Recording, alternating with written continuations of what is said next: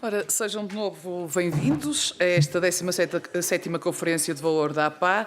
A próxima sessão é dedicada à transformação digital dos cuidados de saúde primários e está a cargo de Alexandre Gouveia, que irá partilhar connosco a sua experiência internacional e perspectiva sobre o futuro dos cuidados de saúde primários. É médico de família, investigador com percurso internacional, desenvolve a sua atividade clínica e académica na Suíça, onde é atualmente responsável pela Policlínica de Medicina Geral Unisanté, na Universidade de Lausanne. Professor Alexandre, por favor.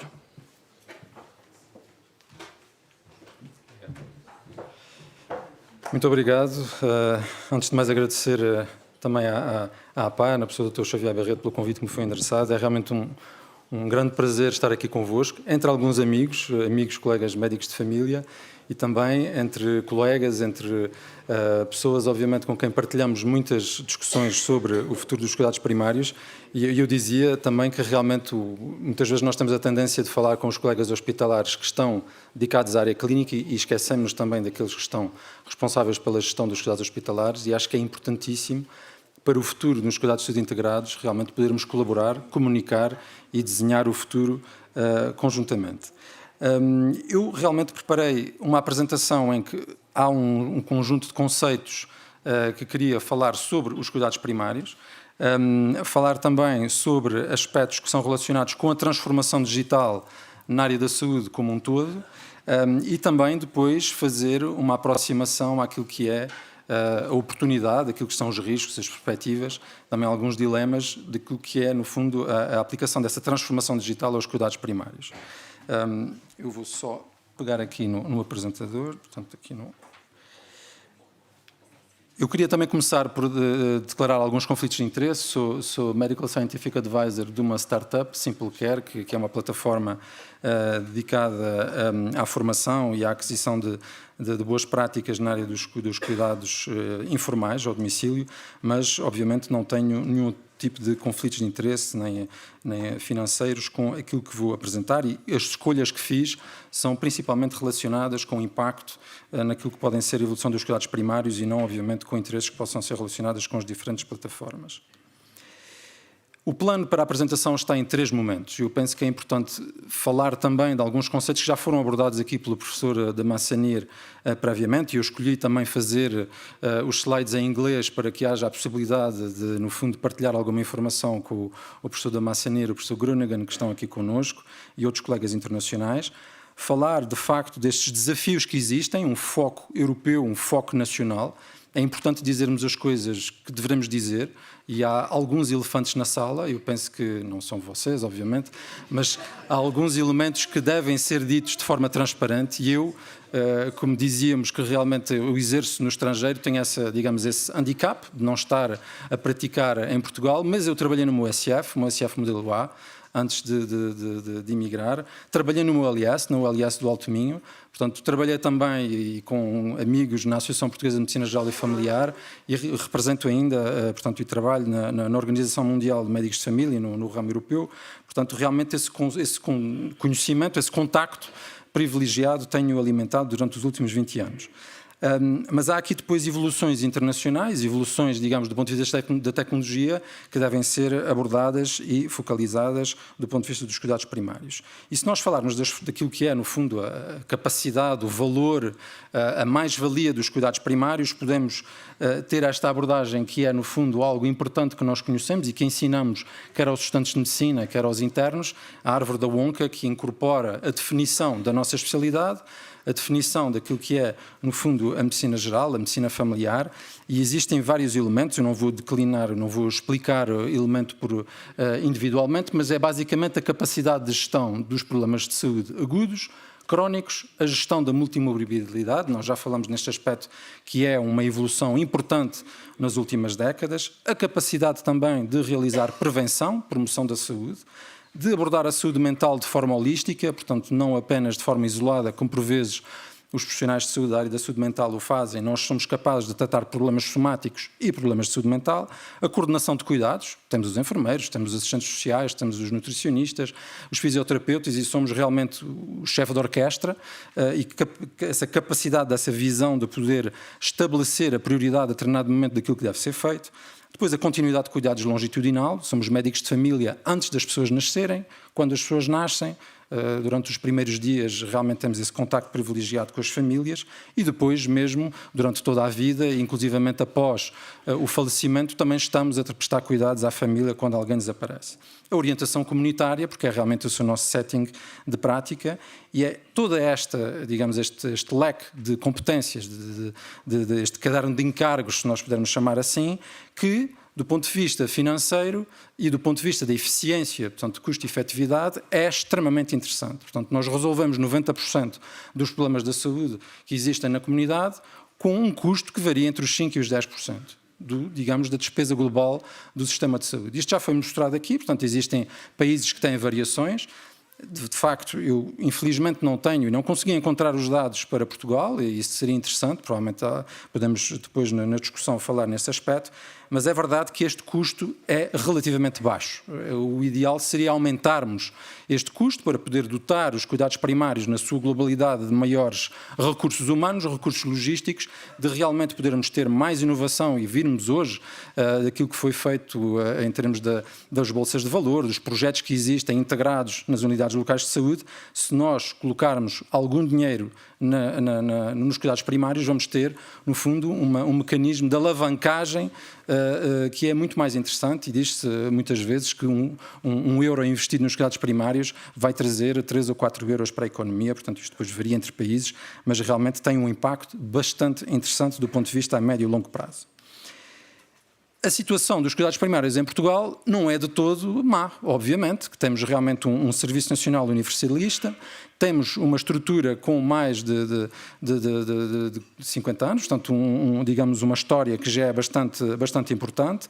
Temos um modelo em que o médico de família é a peça central do acesso aos cuidados primários, em que realmente ele tem esta lista de doentes. Isto é algo muito importante, não existe em outros países. Por exemplo, na Suíça há um sistema de livre escolha do médico e que muitas vezes os doentes podem circular de médico para médico e não há uma dispersão, uma organização geográfica dos cuidados primários. Este aspecto tem que ser valorizado e aqui obviamente traz alguma dificuldade na organização geográfica, como já foi falado no painel anterior, mas é realmente uma grande vantagem. Temos uma composição multidisciplinar, a interprofissionalidade existe no Serviço Nacional de Saúde. Quando nós falamos, por exemplo, o caso suíço, não existem enfermeiros nos cuidados primários que trabalhem com as equipas de médicos de família, trabalham noutras estruturas, mas não fazem parte da mesma equipa, portanto, é um elemento que deve ser valorizado. Este gatekeeping, não é? Esta porta de entrada no sistema é também algo bastante importante, faz também aumentar a custo e efetividade do sistema de saúde, do Serviço Nacional de Saúde. Porquê? Porque se tenho uma hipertensão, não preciso de ir ao cardiologista, o médico de família resolve esse problema. Se tivermos um sistema de livre escolha, provavelmente os doentes vão navegar no sistema de uma forma mais livre e, obviamente, com maior custo. Temos a experiência desde 2006 da reforma dos cuidados primários, 20 anos, é algo que já foi bastante avaliado. O SFAN tem publicado vários dados sobre isso. Nós temos também na APMGF, obviamente, muita reflexão que foi feita, inclusivamente o Livro Azul, para quem não conhece, é um documento histórico que esteve na base da própria reforma. Portanto, há uma participação ativa dos profissionais de saúde no desenho daquilo que é o futuro do Serviço de Saúde e, obviamente, uma nova oportunidade. E eu aqui digo isto de forma muito fincada, é uma nova oportunidade. Não podemos deixar esta oportunidade de integração de cuidados, que pode ser, obviamente, decidida em 2023 de forma vertical, mas é uma nova oportunidade. Aquilo que nós estamos a fazer, nós somos, bom, vocês mais do que eu, obviamente, mas, enfim, eu também me integro na equipa, somos provavelmente aqueles que vão construir as pontes para o futuro do SNS, em que existe uma forte colaboração, em que existe uma estratégia conjunta, em que existe a governação clínica e uma governação de estruturas com maior capacidade, nomeadamente as unidades locais de saúde, baseando naquilo que são as experiências das 8 iniciais e, obviamente, com os desafios e aquilo que são as perspectivas das 39 atuais.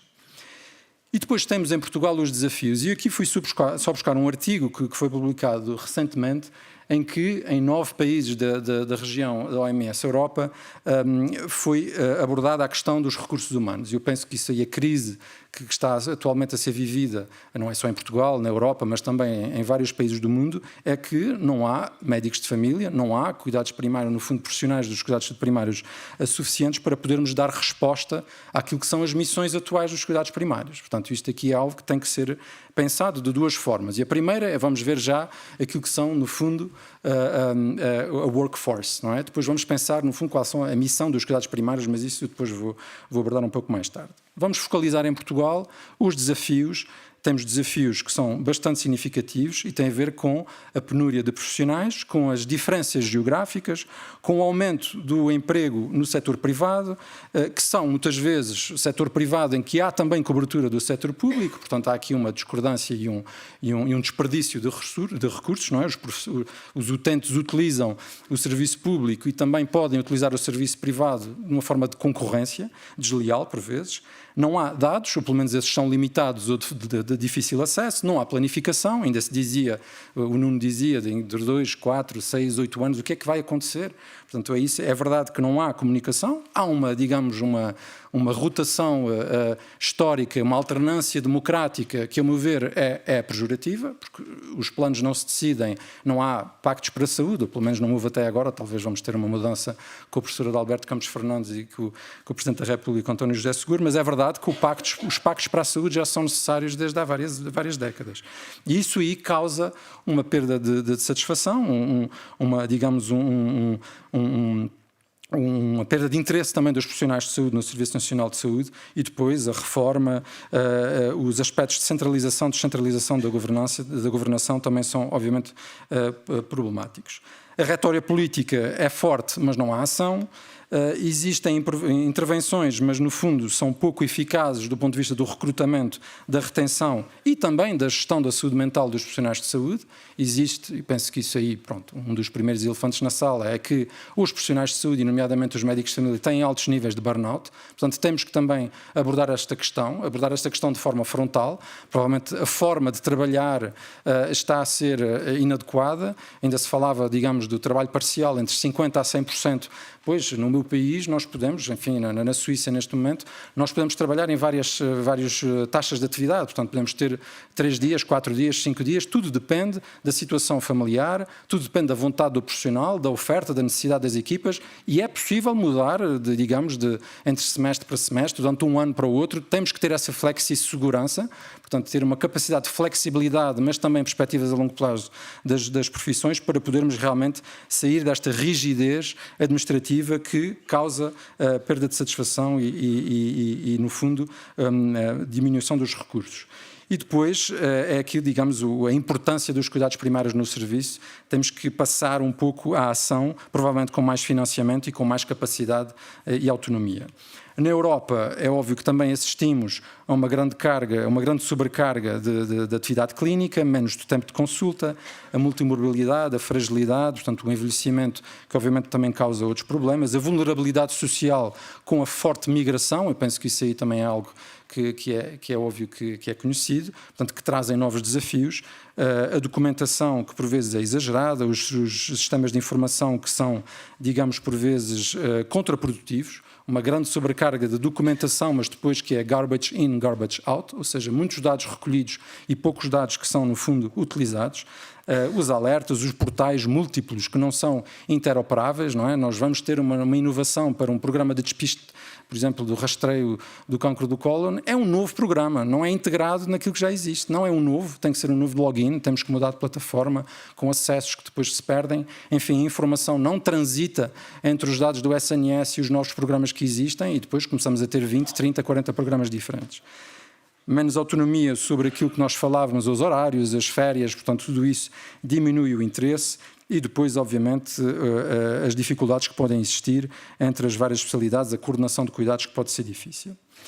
Pois bem, então passamos agora para, depois desta constatação das várias dificuldades, temos que tentar encontrar algumas soluções. E é verdade que, do ponto de vista das tendências digitais a nível internacional, o que se verifica é que os dados que começam a ser recolhidos nos sistemas de informação vão ajudar a conduzir os cuidados. Portanto, selecionarmos realmente aquilo que é o Value-Based Healthcare, quem é que são as pessoas que, de acordo com a informação atual, poderão beneficiar mais das intervenções que são propostas. Tentar relacionar e, no fundo, colocar mais interface naquilo que são os cuidados episódicos em determinadas estruturas de saúde, cuidados primários, cuidados secundários, mas poder relacionar essa relação de cuidados, portanto, com os cuidados interconnected, não é? Portanto, fazer essa interface, isso já existe nas ULS, em que temos realmente, através dos sistemas de informação, a informação dos hospitais circula para os cuidados primários e vice-versa. Ter a capacidade de introduzir a medicina preditiva e os cuidados proativos. Nós temos isso em algumas áreas dos cuidados primários, nomeadamente da prevenção, mas podemos, e como já foi falado pelo professor Damascenier, do ponto de vista dos determinantes sociais de saúde, quando começarmos a recolher dados sobre a dificuldade ao acesso aos cuidados primários, o envelhecimento ou problemas socioeconómicos, podemos aí tentar identificar de forma proativa que tipo de cuidados determinada população vai beneficiar e vai necessitar e aí dirigir esses cuidados. Depois temos a decisão clínica, que vai passar a ser de forma mais documentada e também com novas estratégias de inteligência artificial, os sistemas que são interoperáveis, enfim, a segurança, a accountability, nós falamos muito de indicadores também, pois bem, aí temos que realmente fazer a mais transparência naquilo que é a prestação de cuidados, não apenas nos cuidados primários, mas é, no fundo, uma evolução daquilo que pode ser a digitalização na saúde. Eu realmente gosto de vez em quando de fazer algumas imagens, porque por vezes uma figura vale mais do que 1000 palavras, e se nós virmos em 6 verbos, o que é que pode ser no fundo a digitalização na área da saúde? Pode ser relacionar, portanto o connect, não é? Vamos relacionar mais os serviços de saúde, os hospitais, os cuidados sociais, os médicos, os doentes, vamos no fundo criar pontes para partilhar mais informação. Vamos aumentar o empowerment e o envolvimento dos doentes na utilização do serviço de saúde. Os doentes hoje em dia, sabendo que têm um e-mail, sabendo que têm uma plataforma onde vão poder aceder aos resultados de laboratório, aos resultados das investigações imagiológicas, vão começar a usar essa informação para também eles serem mais capacitados e poderem partilhar as decisões com os profissionais. Vamos também poder medir, da forma da qualidade, da saúde populacional, daquilo que é a utilização dos recursos. Vamos otimizar, provavelmente, a utilização dos recursos, ter vários objetivos também que serão propostos. O apoio à decisão clínica, portanto, esse elemento também é importante.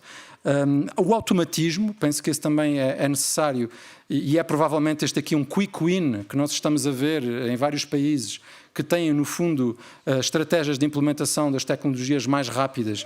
E vou-vos dar alguns exemplos desse automatismo que é realmente muito libertador, direi assim, para profissionais de saúde, nomeadamente os médicos que têm uma carga administrativa, médicos de família, com renovação de prescrições, de tratamento habitual, com certificados, com vários tipos de pedidos que não são, obviamente, necessários a serem feitos pelos médicos. Aqui temos realmente uma mais-valia que é interessante. E depois, do ponto de vista da aprendizagem, não é? Os Learning Health Systems, aprender com os doentes, aprender com os dados, aprender com os profissionais, fazer investigação, desenvolver iniciativas que realmente vão trazer mais valor para os cuidados que são prestados. Portanto, não é realmente esta lógica de ter mais cuidados, mas ter melhores cuidados.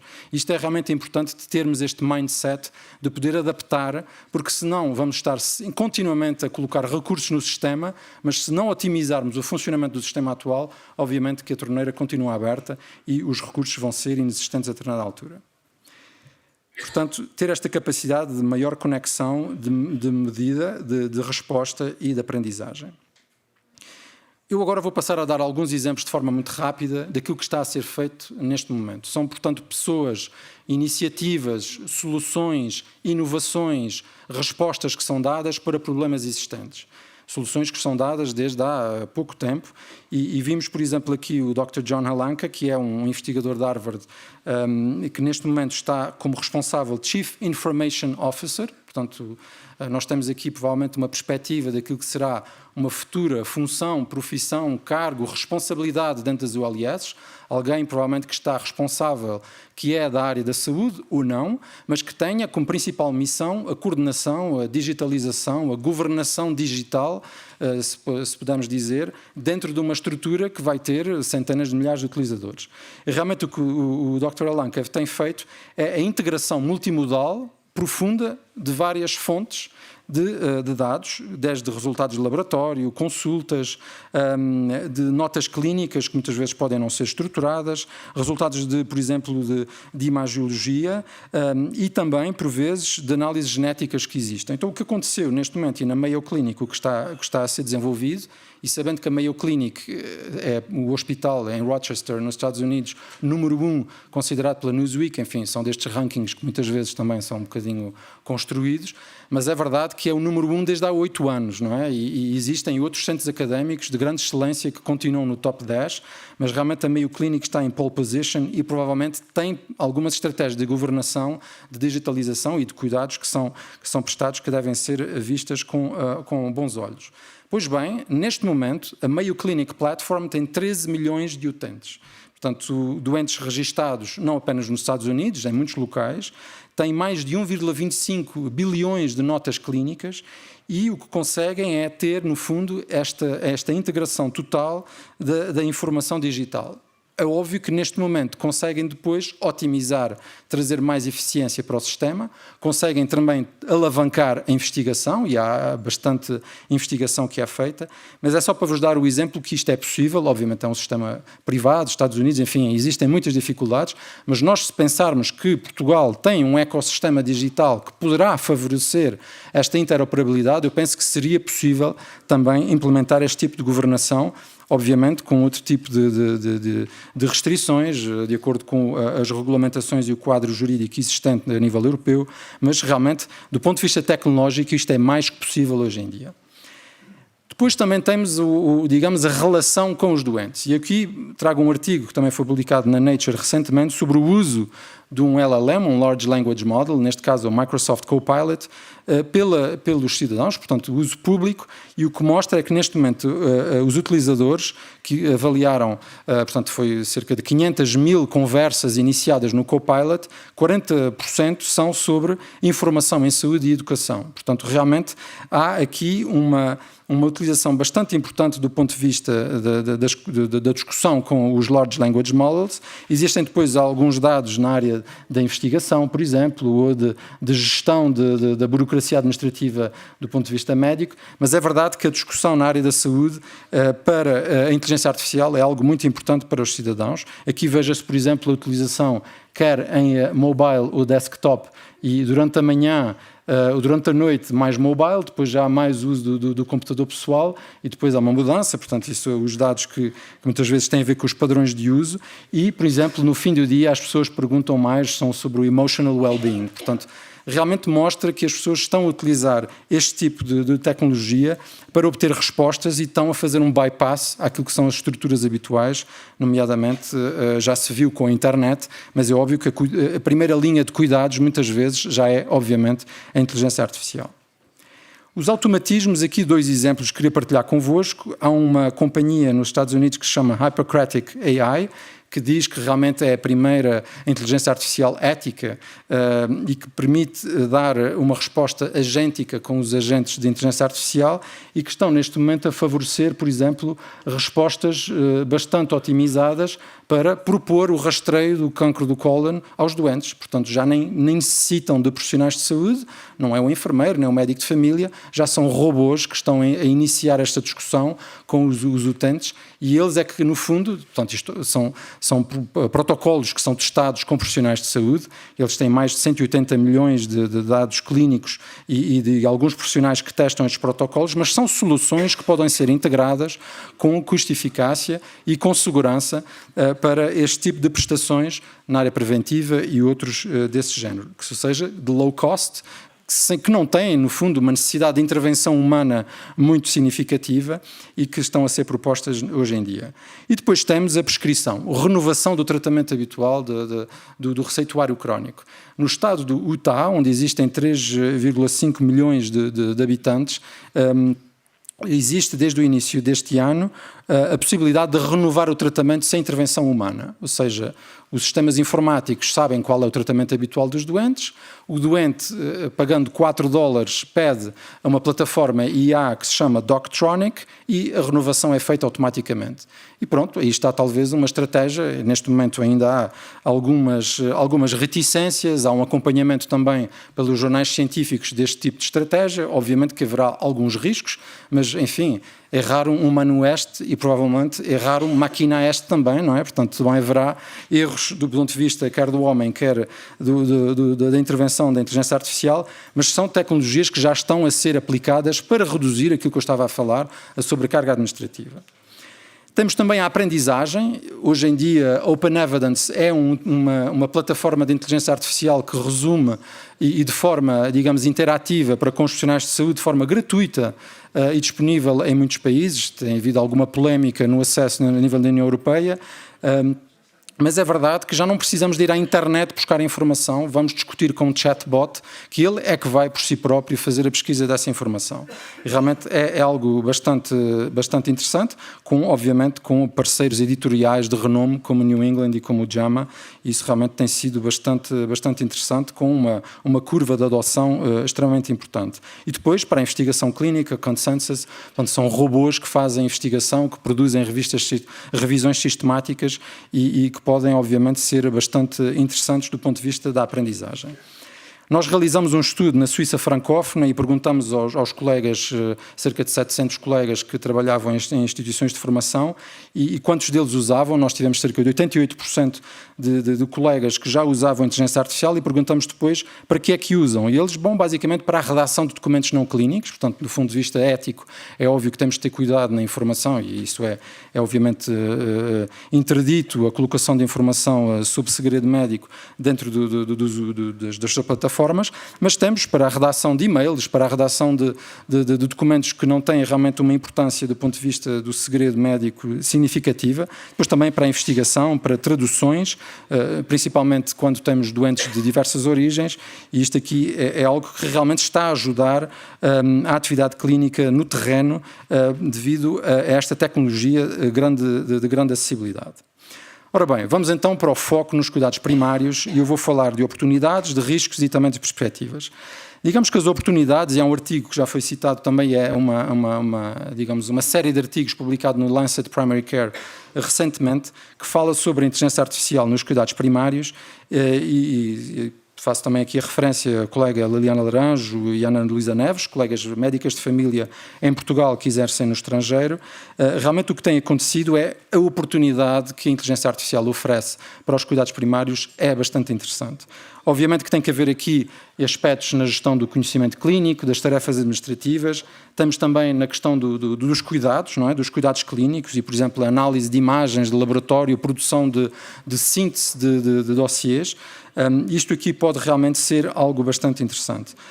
Por exemplo, só para vos dar um exemplo que é mencionado neste artigo, aquilo que seria uma realidade numa USF com inteligência artificial. E veja-se, por exemplo, um cenário que provavelmente não será muito longe, em que um doente tem uma queixa, imaginemos tosse hemoptoica, e que vai tirar o telefone, vai usar a aplicação do SNS 24 e que vai, no fundo, discutir com o chatbot e vai dizer, bom, eu sou seguido pelo Dr. Nuno Jacinto e realmente tenho tosse com expectoração hemoptoica, o que é que eu devo fazer? E depois, através de um conjunto de perguntas, a identificação de red flags, a descrição, digamos, daquilo que poderá ser um eventual algoritmo, é possível fazer a triagem deste doente. Depois, a coordenação dentro da unidade local de saúde daquilo que deve ser a melhor forma do acesso aos cuidados, será que é num serviço de urgência, será que é numa USF, aquela do doente, ou eventualmente um outro serviço que possa estar disponível, uma consulta aberta numa outra USF, porque finalmente as informações clínicas transitam dentro da mesma USF, o mesmo para além, e depois existe esta continuidade de cuidados, o médico de família que vai ver o doente no dia ou dentro de alguns dias vai receber um resultado do fundo que vai ser gerado pela inteligência artificial em que existem já alguns aspectos de diagnóstico que são propostos, algumas, digamos, estratégias estratégias de investigação. O próprio médico, durante a consulta, não vai usar o teclado, porque existe já o Ambient Scribe, que vai transcrever a consulta, obviamente com aspectos positivos e negativos, como o professor Massanir aqui falou, e depois será o médico a dizer, olha, então vamos marcar um exame, vamos provavelmente fazer uma investigação mais aprofundada, e tudo isso vai ser feito pela inteligência artificial. Enfim, é um bocadinho utópico, mas pode ser realidade, e depois as consultas são marcadas e o doente vai provavelmente ter um contacto com esse agente de IA de acordo com o seu percurso de cuidados. É, obviamente, uma oportunidade, mas, obviamente, existem riscos genéricos. Já falamos um bocadinho da digitalização, de haver uma disrupção daquilo que são os percursos de cuidados já existentes. Existe também, provavelmente, uma perda de continuidade de cuidados que pode existir, porque as pessoas vão provavelmente usar outro tipo de plataformas e não esses cuidados pessoais e digamos, em presença física. Provavelmente, se as plataformas não tiverem capacidade de interoperabilidade, vamos conduzir a uma maior fragmentação da informação. Também a equidade, e é verdade que nós falamos aqui de igualdade e de equidade, as pessoas com menos literacia digital vão provavelmente ter menor acesso a este tipo de plataformas, então temos que acompanhar também aquilo que é esse aspecto, não é? Portanto, do ponto de vista socioeconómico, do ponto de vista educacional. E depois, especificamente para a inteligência artificial, são, digamos, os aspectos de própria construção dos algoritmos, daquilo que são aspectos de falha do ponto de vista da construção de respostas, alguma opacidade que existe também nas próprias, digamos, estruturas algorítmicas que avaliam os dados e depois, obviamente, dados sobre riscos sobre a privacidade e sobre a utilização de dados. Eu diria que para nós podermos tentar encontrar soluções, eu partilho aqui convosco este podcast que foi publicado nos últimos meses no New England, que é uma perspectiva, e eu penso que faz uma súmula muito, muito interessante, muito pessoal. São podcasts de cerca de 45, 60 minutos que foram realizados por uma colega chamada Lisa Rosenbaum, uma cardiologista nos Estados Unidos, mas ela interessou-se aos cuidados primários. E basicamente ela disse, bom, os cuidados primários estão em crise, mas porquê? Claro, é um bocadinho americanizado, mais organizado, mais orientado para os cuidados de saúde primários nos Estados Unidos, mas tem também uma visão internacional. Eu penso que convido-vos a ouvir este podcast, estes episódios, porque realmente podem dar algumas perspectivas e uma compreensão mais concreta daquilo que são as dificuldades dos médicos de família. Porque os médicos de família também não estão totalmente iludidos. E penso que nós temos aqui, do ponto de vista da tríade relacional que temos desde a internet, estamos a viver uma mudança na relação médico-doente. Temos, obviamente, a inteligência artificial que está, neste momento, a substituir aquilo que era o Dr. Google. Neste momento temos o Dr. ChatGPT, o Dr. Claude, o Dr. Copilot, entre outros. E realmente isto está a provocar uma reflexão, digamos, que é necessária sobre o papel da tecnologia, mas também sobre os processos. Os processos do ponto de vista daquilo que é a carga de trabalho, daquilo que é, no fundo, do ponto de vista médico-legal e também do bem-estar do médico, no fundo, que é uma alteração da relação. Vamos provavelmente aqui ter uma transformação das estruturas e dos cuidados primários devido a esta automatização, devido a esta transformação digital que existe. Eu penso que se nós tivermos a consciência que se não tivermos a governação e uma estratégia, digamos, de perspectiva a longo prazo, não vamos conseguir fazer a transformação digital, ou que ela vai nos ser imposta sem ser realmente consentânea com as missões, com os valores e aquilo que são as nossas competências. Por isso, o meu repto é realmente termos a consciência que temos, em 20 anos, um aumento de 3 vezes daquilo que é o gasto per capita no Serviço Nacional de Saúde em Portugal, no sistema de saúde, que realmente, do ponto de vista da percentagem do PIB, mantemos, digamos, a mesma percentagem. Portanto, relativamente, do ponto de vista à percentagem da riqueza do país, não estamos a gastar muito mais do que aquilo que gastávamos, mas é verdade que, do ponto de vista do investimento per capita, está a ser uma evolução significativa. A questão que eu deixo é, será que estamos a ser eficientes nesse aumento do investimento que estamos a fazer? Quando nós vimos realmente, estes dados são de 2024, o professor da Massanir mostrou dados de 2023, em 2023 nós tínhamos um out-of-pocket de 29,3%. Em 2024 temos um out-of-pocket de 30%. Ou seja, a sobrecarga digamos, o impacto familiar e para os indivíduos deste aumento de custo está também a ser assumido pelas famílias. Eu penso que isto é necessário analisar. Há provavelmente muita prestação de cuidados que está a ser feita em ambulatório e que tem que ser assumida pelas famílias. Portanto, temos que realmente refletir aqui um bocadinho nesta coordenação e integração público-privado, o que é que realmente a população necessita de cuidados e tentar otimizar e alavancar uma mudança que pode ser através da transformação digital, mas que também vai passar pela transformação de processos e também da forma como gerimos os recursos humanos. E por isso o meu repto é também pensar numa estratégia digital. Existem documentos, existem position papers, policy briefs, que definem o que é que deve ser a estratégia digital na área da saúde. E veja-se, por exemplo, com vários objetivos: colaborar e transferir conhecimento, ter uma implementação de uma estratégia digital, ter uma governação e, digamos, um acompanhamento estratégico da implementação da Digital Health e ter, no fundo, sistemas de saúde que são centrados nas pessoas, profissionais, doentes e obviamente, tudo o que está relacionado com esta prestação de cuidados.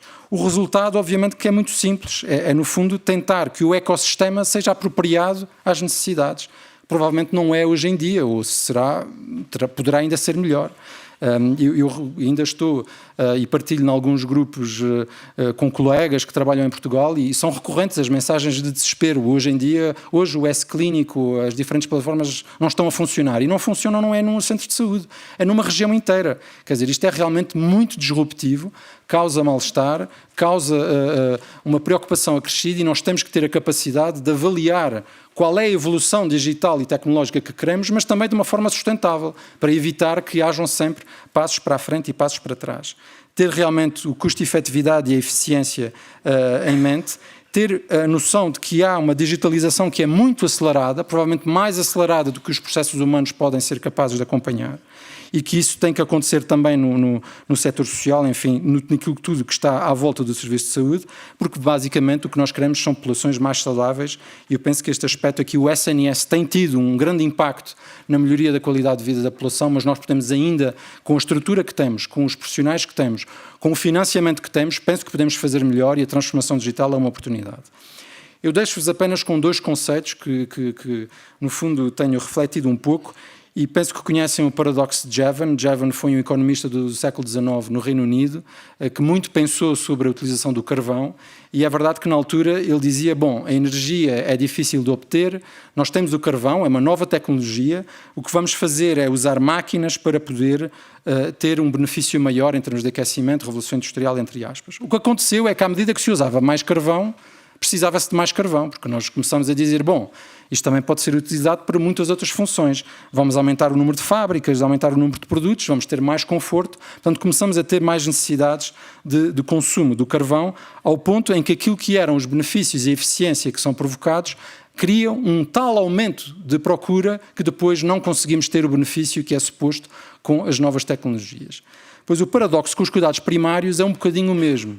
Na medida em que os cuidados primários são de tal forma custo-efetivos que são capazes de tratar doenças agudas, crónicas, prevenção, em que quanto mais nós sobrecarregarmos os cuidados primários e não tivermos atenção a esta lei da oferta e da procura, provavelmente vamos deixar de dar cuidados primários que são tão eficientes e tão bons a uma parte da população. E quando ouvimos hoje em dia que 1,6 milhões de habitantes em Portugal não têm acesso aos cuidados primários, pois bem, o repto é este. Será que nós queremos dar cuidados de saúde primários de altíssima qualidade a uma certa parte da população e ter uma outra parte da população sem cuidados primários? Pois é uma escolha difícil, mas penso que as escolhas difíceis tomam-se também em momentos difíceis. Acho que nós temos que ter, com esta nova, digamos, vontade de colaborar, de pensar saúde populacional e provavelmente quebrar alguns dogmas. Eu, quando ouvi o Nuno Jacinto dizer que realmente distribuir medicamentos nos centros de saúde não é a nossa função, pois bem, ele disse vender, não é? Mas eu dizia distribuir. Pois é que há em determinados países, em determinadas regiões remotas, que têm que ser os serviços de saúde a distribuir medicamentos. Caso contrário, as pessoas não vão ter tratamentos. Portanto, há determinados sítios em que realmente, se não for a enfermeira de família a prestar cuidados, de coordenação de cuidados, pois é a única solução. Entre isso ou nada, pois é melhor talvez uma solução um bocadinho low cost, sem querer uberizar os cuidados de saúde, temos que ter capacidade para oferecer aquilo que as pessoas precisam. E essa capacidade de interpretação, análise, identificação daquilo que são as necessidades em saúde do ponto de vista populacional é que deve ser o motor para as escolhas que devem ser tomadas. Portanto, é um convite a realmente repensar o quadro atual de organização de serviços de saúde, e obviamente que no Norte, no Centro e no Sul não será a mesma coisa, nas ilhas também não é, e eu sou açoriano, já devem ter visto um bocadinho pelo meu sotaque, mas é basicamente para nós percebermos que a definição da ordem dos médicos do ato médico provavelmente já está caduca, ou provavelmente essa definição tem que ser adaptada. Nós temos que ter a noção de que provavelmente esse não vai ser uma barreira ao acesso de cuidados. E é isso que deve ser a primazia, é o acesso de cuidados primários, prestados por equipas multidisciplinares, e não uma atitude corporativista, como por vezes tem visto, e eu aqui digo isto de forma bastante consciente. Temos que quebrar essas barreiras, temos que ser capazes de evoluir e de aceitar exceções. As exceções fazem parte, e as regras também, obviamente, vivem muito bem com as exceções. Eu termino com outro dilema, e peço imensa desculpa de estar a inundar-vos com conceitos, mas tem a ver com o dilema de Colin Gridge, que é portanto, também do Reino Unido, é uma pessoa que estudou aquilo que é a regulação social da tecnologia. E porquê é que eu falo disto? Porque tem a ver com aquilo que nós estamos a viver. Nós estamos a viver num momento em que a tecnologia está a ser de tal forma disruptiva e preponderante e presente nos nossos dias que nós não vamos conseguir voltar atrás. Penso que é uma estratégia, porque neste momento regular a inteligência artificial é quase impossível, ou vai ser muito difícil de realizar. Eu ainda a semana passada estive em Boston e nós estávamos, pronto, entre algumas pessoas a discutir, e colegas que trabalham na Google dizem que hoje em dia o que se discute é a utilização da inteligência artificial com os drones. Portanto, nem é tanto os cuidados de saúde ou a pesquisa de informação. O que nós temos que ter é discussões difíceis para regular as tecnologias, porque senão, a certa altura, vai ser impossível voltar atrás. E eu penso que a implementação de novas tecnologias nas unidades locais de saúde, nas USFs, nos cuidados hospitalares, deve ter esta função de pilotar, testar, identificar os erros e só depois então fazer um deployment, portanto fazer uma disseminação das práticas em larga escala. Isso não aconteceu, penso eu, com as várias estruturas e o sistema de informação em Portugal.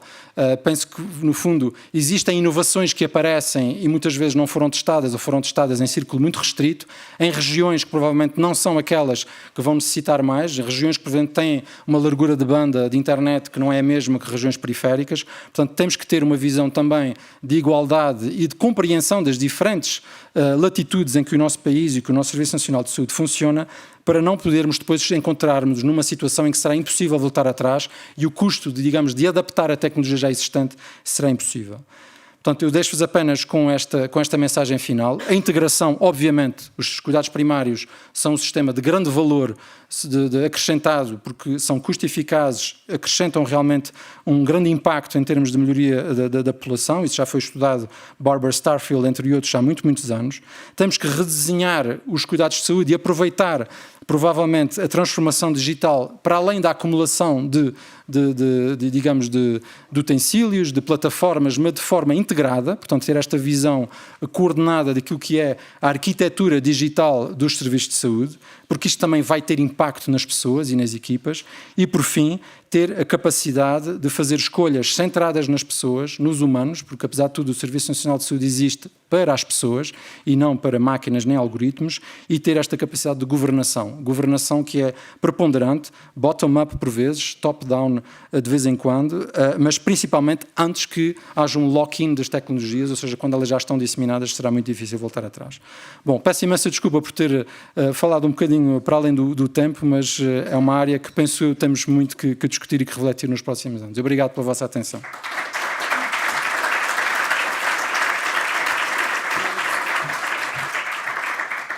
Isto é que foi um salto ao futuro, não é, professor? Impecável. Gostei muito do dilema anterior. Estava a olhar para o carvão e a pensar que, ao mesmo tempo, o carvão também faz doenças e poluição, e a pensar como é que nós podíamos fazer aqui este paradoxo, a fazer-lhe a provocação com a nova inteligência artificial, porque, na verdade, tem razão, o Dr. Google reformou-se, mas agora temos novos médicos, faz parte. Se nós não temos em Portugal sequer ainda um registro único do utente, que seria o básico e imperativo até por lei, a informação é do doente, mas eu não tenho direito a ela. Como é que se imagina a conseguirmos implementar estas ferramentas que até poderiam ter aqui mais-valia para os dois lados? Pois é, realmente uma estratégia que tem que ser pensada. Se isso é uma prioridade, o registro único do doente, temos que... Há mais anos, o problema é a execução das prioridades, não é? Portanto, eu acho que, enfim, temos aqui um conjunto de pessoas que têm também um certo nível digamos, de responsabilidade política, que têm também um certo nível de responsabilidade em termos de organização dos serviços de saúde. Nós temos que passar mais à ação, deixar as palavras para trás. Existem, por vezes, bons documentos e digamos, boas estratégias que são delineadas, mas tem tudo a ver com a aplicação. E penso que, ainda falava ontem com o professor Jaime Correia de Sousa, nós precisamos desenvolver competências em ciência da implementação, porque nós realmente as ideias existem muitas e nós estamos todos, enfim, aqui eu penso que nós podíamos desenhar o futuro dos cuidados de saúde nos próximos 30 anos.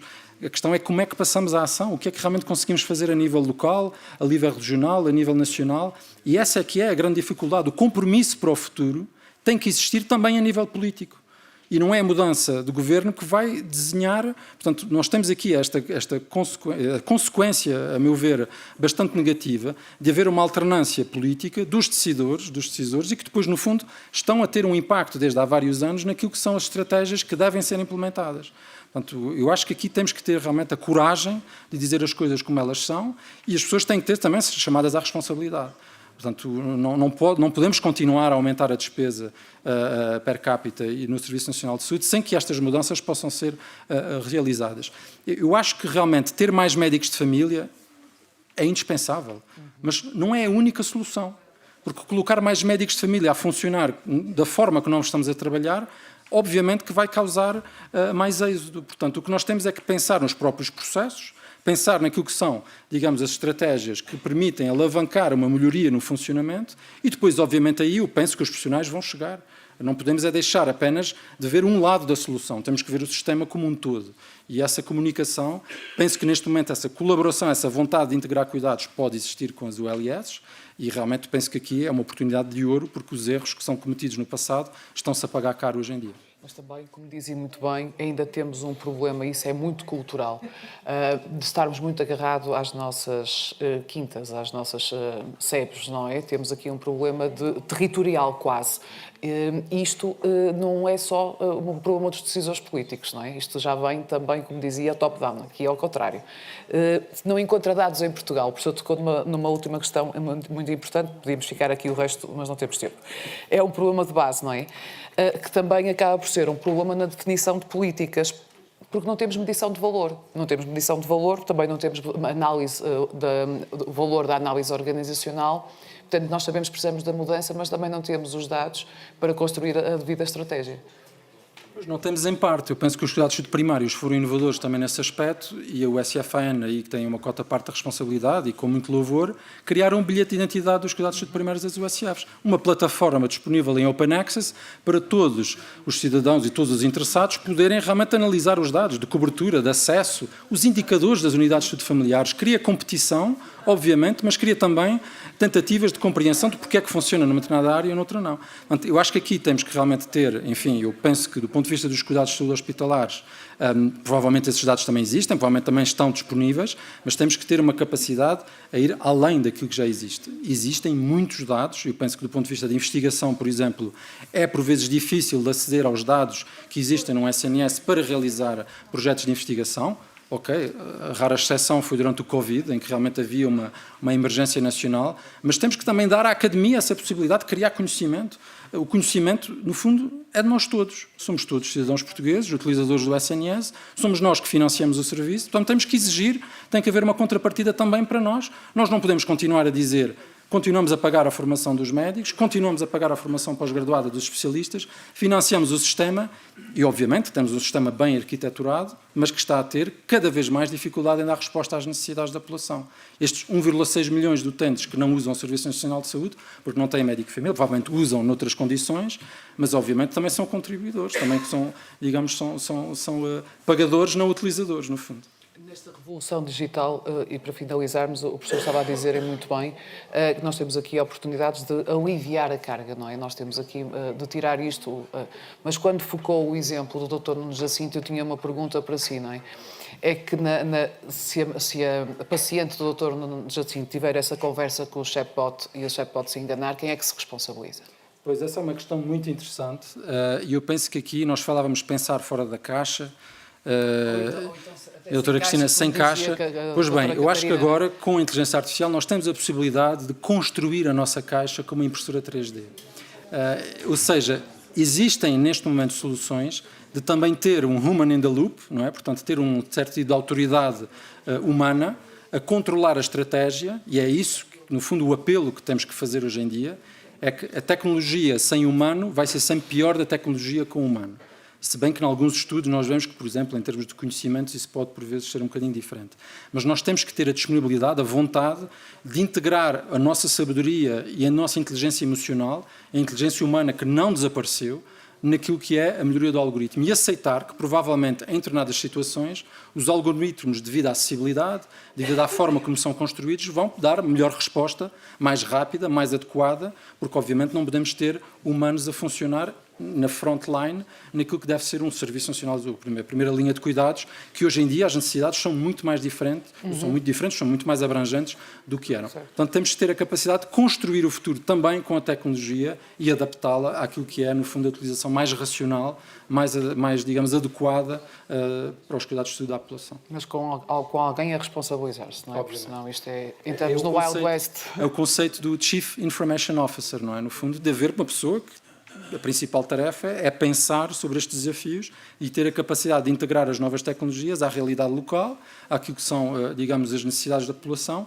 e poder encontrar estratégias, soluções que podem ser de inteligência artificial, aplicações, enfim, as possibilidades são muito infinitas hoje em dia, mas temos que ter essa vontade de tentar conhecer essa realidade digital. Obrigada, professor. Muito obrigado. Obrigada, professor. Olhar para o futuro, por favor, para aqui para as escadas.